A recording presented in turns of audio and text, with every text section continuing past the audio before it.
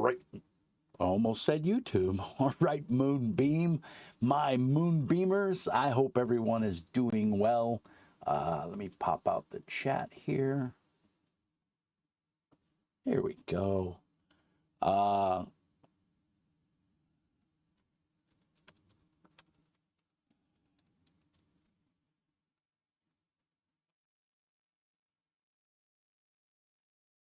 I just wanted to do a quick video today and say hello to everybody. It is currently 5:47 p.m. here in not so sunny Duluth, Minnesota.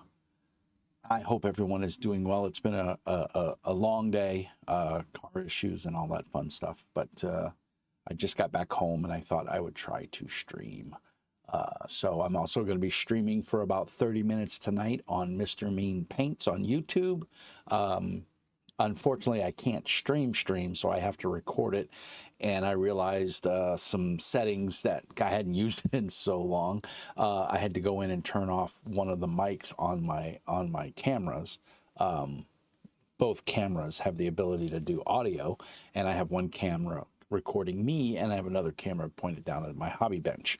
So I got to go in and fix that. But anyway, I hope everyone is doing well. Again, I'm just trying to get in the habit of streaming a little bit more every day and being interactive with you guys. We have 12 Moonbeamers. Big Al was here and he left. I don't know what that was all about. I'm not sure if that's the Big Al, Alan Bray on my Discord, and if not, I'm not quite sure. But anyway, today's video du jour, I wanted to talk about games from overseas. I was doing a sit and chat, I think it was Sunday night, and one of the guys, Warren, he was French, from France. He was in France, and he found my stream, and he's actually on my Discord as well. He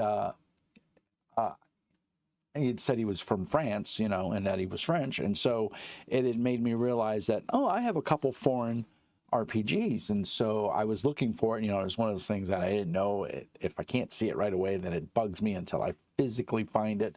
And so I found it, and it was Hagonet, which evidently, according to him, is, let's turn the camera that way. According to him, this is based on a novel.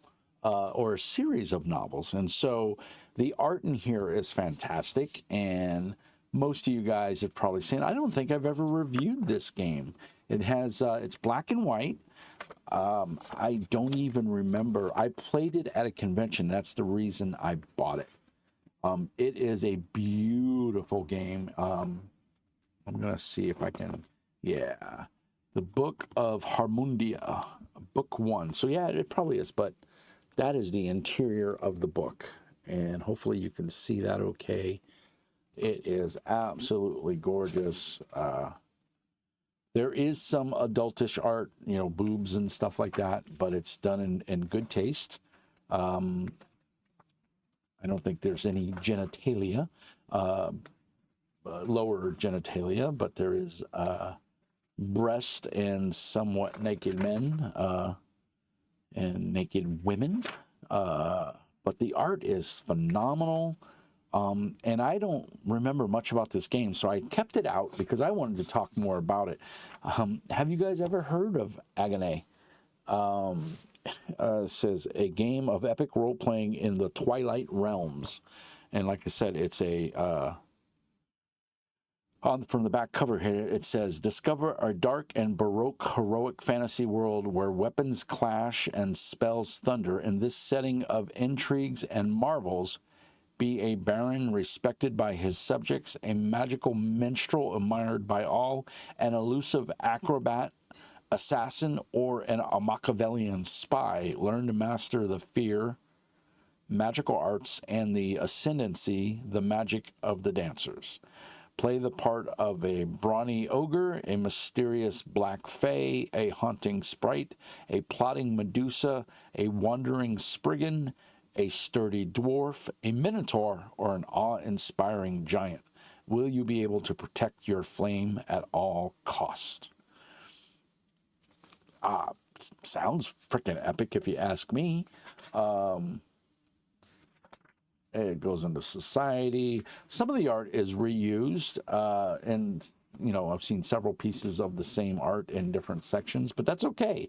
It is very well done, and the writing is legible. Even with my context on, I can read it, so that's nice. There's a giant. So you can see standing next to a normal man who comes up to his knees. So yeah, pretty schnazzy. The Mercenary Republic. It does a good job of describing the world. And there's some color plates in here, I guess, to help with character creation. Trying to get to those. Yes. These are pre-generated characters, so I'm assuming you can just, archetypes. So these are archetypes. There is the Baron, your haughty noble, and these are with stats and everything. So I'm assuming we could probably just try to play these. The Eclipsist Librarian and the Minotaur Executioner. Both are super cool. And the Sprite Carabiner and the Obscurist Censor. So you can see, just hold them up there for a second. And I'm watching the stream here because I can see, there you go. And you guys can see the art is pretty solid. I'm not going to go through them all. Tribal Chieftain, Formist Black Fey Advisor. Ooh, that's kind of creepy looking. Privateer, Medusa Courtesan. I'm not quite sure what a Medusa has a courtesan. The Giant Wanderer and the Dwarf Shaper, Master Blacksmith of the Court. Of the Square, the way the font is written. And it gives you a little brief. There's an Ogre Mercenary, a Satyr Troubadour, and a Thief. Appears to be human. Human. Ergomond is the origin. So it gives their age, their height, their weight, their movement, attributes, flame, dark flame, body, dark body, body bonus, agility, perception, stamina, and strength. Secondary attributes, fortune points, and then a bunch of skills, office and society assets. They have a secret hideout at rank 2. So I'm assuming there's different ranks for stuff. So pretty cool example of character creation. That's what I love to see in a game. Show me how to make a character, go through the steps so that as I'm making my character and I get confused, I can look through here. Book 3 is the Book of Drama. So this is going to be your mechanics and everything, game mechanics. Yeah. So let me just put my cheaters on here. Let's just take a basic look here. Agony is an element of randomness. The rules of Agony use 10-sided dice. I already like it. There are 2 different ways of rolling the dice, the closed die roll or the open die roll. Several dice may be required for certain rolls. When rolling a closed die roll, 1 is worth 1 and 0 is worth 10. When rolling an open die roll, okay, so it's percentile. If the result is an open 1, the player must re-roll the die until the roll other than a 1. Okay, and they give examples. So there's closed rolls and open rolls. Open rolls are used in situations that are more complicated because they introduce more randomness. There are more possible results. Thus, the outcome is less predictable.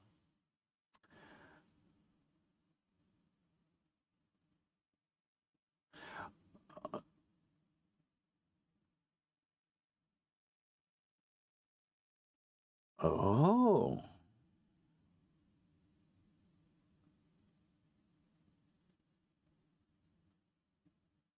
So if you roll a 1, 1s are bad. And see, I don't know if you're supposed to roll high or low, but if you roll a 1, you subtract 1 from whatever the other. So you roll 2d10. If you roll a 1, you subtract that from whatever the other die roll is. And I'm assuming you're trying to meet a target number. So closed rolls are simple, and that's simply you just roll 1 die. Easily conceivable. So, okay. There's action rolls. Closed rolls are written as 1d10 with a C, meaning it's a closed roll. All other rolls should be considered open. Wow. Okay. And your difficulty numbers are 10, 15, 20, 25, 30, where 30 is nearly impossible. It doesn't sound like you get to re-roll 10s.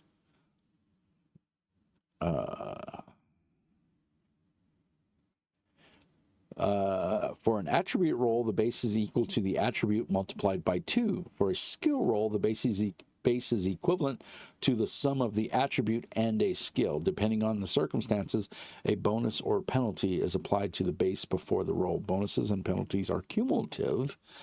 Semi-obscurity is a -2 plus a serious wound is another -2 plus serious superior equipment is a +1 equals a -3. Don't forget that the aspect bonus is added to the base for inspired and damned. See the flame below.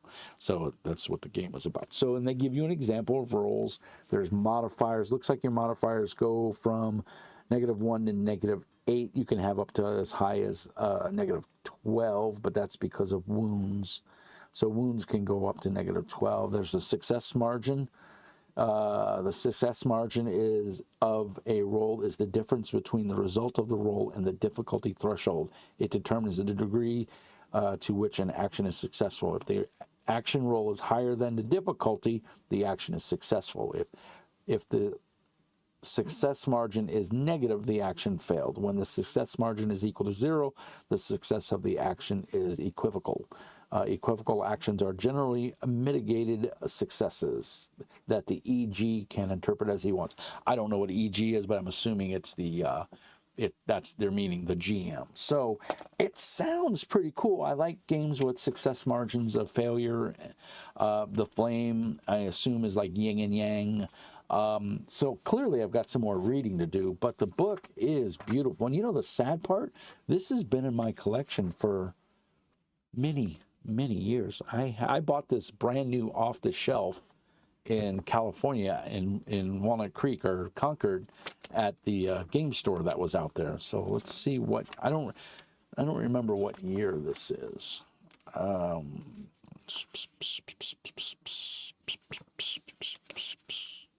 If I can see a printed date on here. Let's see here. 2001. So this game is 25 years old. We'll say probably January of 2001. We'll give it the benefit of the doubt. It is, yeah, it's an old game. So, Frederick Wheel, yeah, so really cool. I thought the character sheet was nice looking. I don't know anything else about this. The character sheet doesn't seem too terribly busy, as you can see. Let's see if it's going to come up there on the second on my monitor here. Yeah, you can see. Yeah, not too bad. So, yeah, I don't know if there's a starting adventure in here. No, there's not. Sanctuaries, domains, and schools. Okay, Widowlands. So there's a bunch of different areas. So, Agoné, a French role-playing game based off of a novel of some kind. I'm going to have to do a little more research and see if I can find the novel that this is based off of. I'm not sure. It'll probably tell me in here. I just need to read a little more. I haven't had a chance to really read it. But really impressed with the art and the look. It's a D10-based game. I'm a big fan of D10s, so definitely willing to give this a check. Might even use the pre-gens to run a one-shot on the Discord. So that was one. Agoné. It's obviously out of print now. Maybe it's still available in France, but I think I haven't seen it anywhere here. I did a quick search on drive-through and I didn't see anything, but I didn't look terribly difficult. You know, I didn't look hard. Let's see what's going on. Moonbeam here. Oh, we have 13 members again, so I don't know what happened. Oh, Al came back. So I don't know what happened there. But yeah, so the next one, this one's across the pond. This one is near and dear to my heart because I fell in love with the first edition of this game, and I ran it for a while. Combat was extremely complex because you had armor value, penetration value, caliber of the weapon. It was a very complex system. It was very convoluted. Combat took forever, but it's a company that stood the test of time. They're still around. And you know what? Hold on. Let's look at the original book. Well, the original book, second printing. And the game that I am talking about is Slay Industries from Nightfall Games by Dave Alsop. This was, and I think it's great that guns kill, but so does the truth. One of my favorite quotes in here, or one of my favorite sayings in here, from Mr. Slayer, who is the primary antagonist in this game. You'll never meet him in the game, but he controls everything. He runs everything. The game takes place on a planet called Mort, which it's always raining, and there's sub-levels and, of course, big, giant high-rises. Think Judge Dredd. Very similar, but not as overpopulated and as crowded, I guess is the word I want to use. But very similar, vibe. Mr. Slayer had a saying that said, "I will give you everything you want. All you have to give me is unyielding obedience." And I just always thought that was really cool. I just thought, I will give you everything you want. You just have to give me unyielding obedience. It's a great game. Let's see if we can see when this was written. I want to say like 89, maybe early 90s. And this is a reprint, so let's see. Hogshead Publishing. Hogshead Publishing, for a short while, took over printing and publication of Games Workshop's Warhammer Fantasy Roleplay 2nd edition. So, or some people say 1st edition, but I believe it more to be. See, I'm trying to see. There is no spork. Trying to get a date in here. I don't. Oh, copyright 1993. Man, I'm good. And then it was reprinted in 2000. So again, another 30-year-old game easily, right? Yeah, by Dave Alsop. And then they did a Kickstarter a couple years ago. So this is the 2nd edition cover. This is the 1st edition cover. Both covers, in my opinion, are solid. Slay Industries second edition, designed in Scotland. Does this one say designed in Scotland? No, it's UK. Well, okay, kind of. Yeah, 1993, right there. It says it on the back. I could have found it right there. And this is 2020. This was kickstarted and came out in 2020. And Dave Alsop, Jared Earl, Mark Rapson, and Chris Shepherdson. Dave Alsop did a lot of the art. A bunch of other artists. Layout was Jared Earl. Jared is a huge motorcycle fan, and I'm friends with him on Facebook. He has an open profile. It's not like it's special or anything, but he often posts pictures of his motorcycle rides, and I'm so jealous because he goes all over the place on these long motorcycle rides. So it's super cool. What I love about this is on the inside cover there is fiction, and I think on the inside back cover is fiction as well. There's very few games that I think the 2nd edition is necessarily better than the 1st edition. Like there will always be a place in my heart for, the 1st edition of D&D.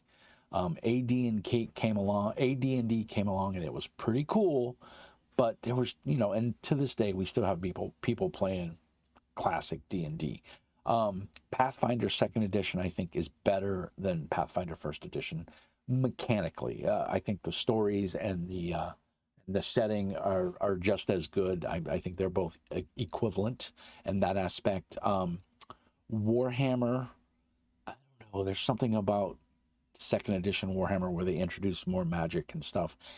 I think Second Edition was better than First Edition because First Edition, if I remember correctly, didn't have magic, or it was the other way around. I don't remember. And of course, Green Ronin's version was good, and I have almost all the books for it, and it is really good. But I have to say, I am really a fan of Cubicle 7's treatment of Warhammer Fantasy. So, yeah, I think it's 50-50. There's been some second prints that I wasn't exactly wild about, or second edition of games that I didn't feel were all there, but none come to my head right now off the top. But Slay Industries, I think for sure, is definitely one where I think second edition is way better than first edition. First edition was good for the setting. The mechanics sucked. And years ago, somebody did a Savage Worlds conversion of Slay using the Savage Worlds rule. And my God, was it fantastic. It was awesome. I loved it. It was really well done. So, but the boys got together, those Scots and Brits, they got together and they did Slay Industries second edition. And boy, in my opinion, they knocked it out of the park. It's a D10, still a D10 system, uses a little bit of like a dice pool system. The art is phenomenal. The layout of the book is amazing. Everything in here is really good. And they've put out, I think, 2 other books or 3. 2 and a softback, 2 hardback books and a softback book so far.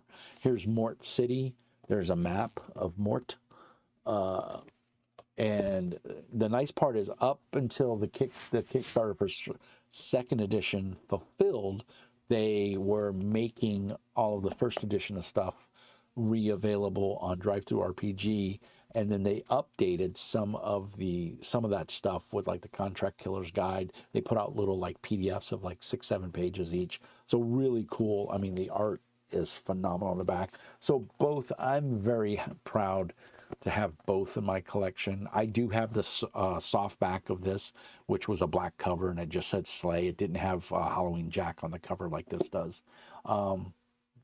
And I think this is the better cover. The other cover was cool, and it was kind of angsty. You know, it came out around the same time as like Vampire the Masquerade, I believe. And so everybody was in that genre of using arcade post style art.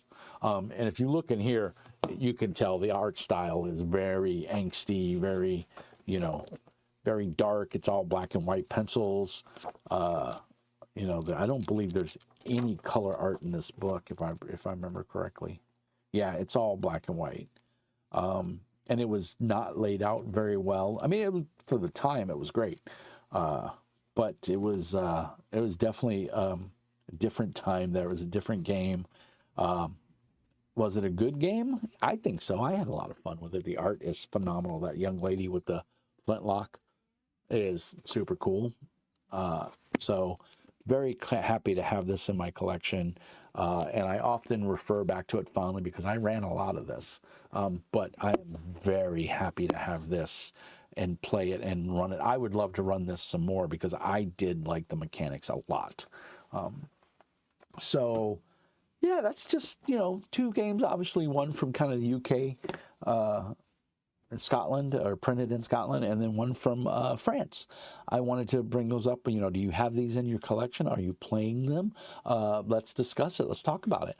Other than that, hit me up on my Discord. This will get posted to YouTube probably tomorrow or the next day.